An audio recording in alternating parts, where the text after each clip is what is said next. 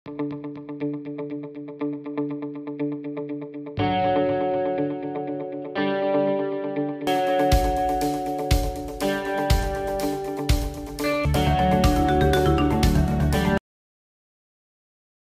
Friends, welcome to my channel. మా తరం ఆటగాళ్లలో విరాట్ కోహ్లీ అత్యుత్తమ ఆటగాడు అని ఇంగ్లాండ్ కెప్టెన్ కుక్ అన్నాడు. సాధారణంగా తమ వేగంతో బౌలర్లు బ్యాట్స్మెన్ను భయపెడుతుంటారు. మా తరంలో ఒక బ్యాట్స్మెన్ను చూస్తే బౌలర్లు భయపడేవారు. అతడు విండీస్ బ్యాటింగ్ దిగ్గజం వీవ్ రిచర్డ్స్. ప్రస్తుత తరంలో విరాట్ను చూసి బౌలర్లు భయపడుతున్నారు అని కపిల్ దేవ్ అన్నాడు. ముంబై టెస్ట్లో టీమిండియా విజయానంతరం ఇద్దరు గొప్ప ఆటగాళ్లు చేసిన వ్యాఖ్యలివి. ఒకప్పుడు డాన్ బ్రాడ్మన్ గొప్ప అనేవాళ్ళు. వీవ్ రిచర్డ్స్‌ను చూశాక అలాంటోడు మళ్ళీ వస్తాడా అనుకున్నారు. ఇక సచిన్ టెండూల్కర్ సాగించిన రికార్డుల వేట తర్వాత మరో మాస్టర్ బ్లాస్టర్ అసాధ్యమే అనిపించింది. కానీ ఆటలో అసాధ్యమన్నది లేదనడానికి విరాట్ కోహ్లీ ప్రత్యక్ష ఉదాహరణ. క్రికెట్ చరిత్రలో బ్రాడ్మన్, రిచర్డ్స్, సచిన్ గొప్ప బ్యాట్స్‌మెన్ అనడంలో ఎలాంటి సందేహం లేదు. వారి సరసన నిలవడానికి ప్రస్తుత క్రికెట్‌లో అన్ని అర్హతలు ఉన్న ఏకైక ఆటగాడు విరాట్ మాత్రమే. నైపుణ్యం, షాట్లు ఆడటంలో నలుగురిలో ఎవరి శైలి వారిదే.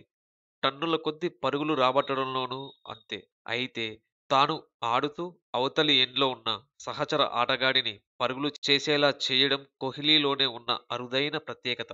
ఇంగ్లాండ్‌తో సిరీస్‌లో నిలకడ లేమితో ఇబ్బంది పడుతున్న ఓపెనర్ మురళీ విజయ్ కేవలం 2 టెస్టుల అనుభవమే ఉన్నా కుర్ర కోహ్లీ అండతో శతకాలు చేయడమే ఇందుకు నిదర్శనం.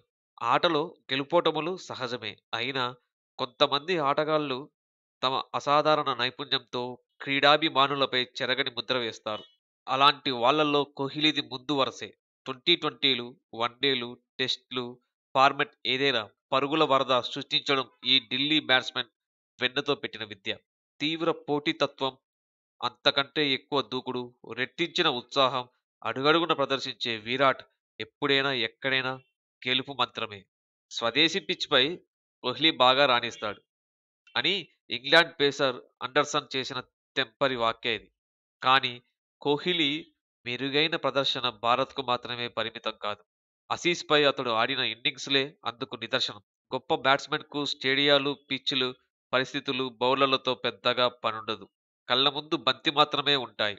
దృఢమైన పట్టుదల, రెట్టింపు ఆత్మవిశ్వాసమే బ్యాట్‌లో కనిపించే లక్షణాలు.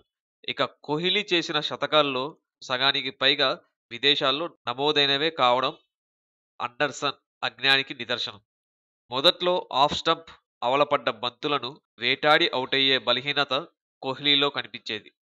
కఠోర శ్రమ, పట్టుదలతో బలహీనతను అధిగమించి కోహ్లీని అడ్డుకోవడం బౌలర్లకు శక్తికి మించిన పనిలా మారింది. స్పిన్నర్లు, పేసర్లు సంధించే అన్ని రకాల బంతులకు ప్రస్తుతం కోహ్లీ దగ్గర దీటైన జవాబులున్నాయి. అనుభవంతో వచ్చిన పరిణితితో విరాట్లో నిలకడ పెరిగింది. సెంచరీలన్నీ అవలీలగా ద్విశతకాలుగా మారుస్తున్నాడు. వెస్టిండీస్, న్యూజిలాండ్, ఇంగ్లాండ్లపై వరుస సిరీసులలో విరాట్ 3 ద్విశతకాలు సాధించాడు. ధారాళంగా పరుగులు రాబట్టే బ్యాట్స్‌మెన్‌గా, స్ఫూర్తి రగిలించే నాయకుడిగా, మొత్తంగా సమర్థుడిగా పేరు తెచ్చుకున్నాడు. ఈ సిరీస్‌లో 128 సగటుతో అప్పటికే 640 పరుగులు సాధించి 3 విజయాల్ని తన ఖాతాలో వేసుకున్నాడు. సాంకేతికంగా అత్యుత్తమ ఆట తీరుతో అలరిస్తున్న విరాట్ భవిష్యత్తులోనూ టీమిండియాకు మరిన్ని విజయాలు అందిస్తాడనడంలో సందేహం లేదు. ఇటీవలి సిరీస్‌లో టీమిండియా గెలుపునకు 60% కారణం రవిచంద్రన్ అశ్విన్.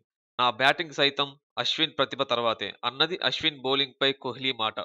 ఏదేమైనా కోహ్లీ పరుగులు, అశ్విన్ వికెట్లు టీమిండియా విజయాలకు ప్రధాన కారణాలన్నది బ్యాట్స్‌మెన్‌ను కట్టడి చేస్తూ భారీగా వికెట్లు తీయడంతో ప్రత్యర్థి జట్లకు పెద్ద స్కోరు సాధ్యం కాలేదు. ఎలాంటి క్లిష్ట పరిస్థితిలోనైనా వికెట్లు తీయగల నైపుణ్యం అశ్విన్‌ది.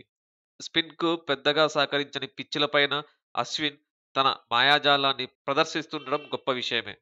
తానాడిన 43 టెస్టులలో 24 సార్లు 5 అంతకంటే ఎక్కువ వికెట్లు తీయడమే అశ్విన్ ప్రతిభకు నిదర్శనం. ముంబై టెస్ట్‌లో 2 ఇన్నింగ్స్‌లోనూ 6 వికెట్లు తీయడంతో ఎలాంటి నాటకీయ పరిణామాలు లేకుండా ఇంగ్లాండ్ కథ ముగిసింది. అశ్విన్, కోహ్లీ భారత్ విజయ రథానికి 2 చక్రాలనడంలో ఎలాంటి అతిశయోక్తి లేదు. Stay tune our channel. జై భారత్, జై హింద్.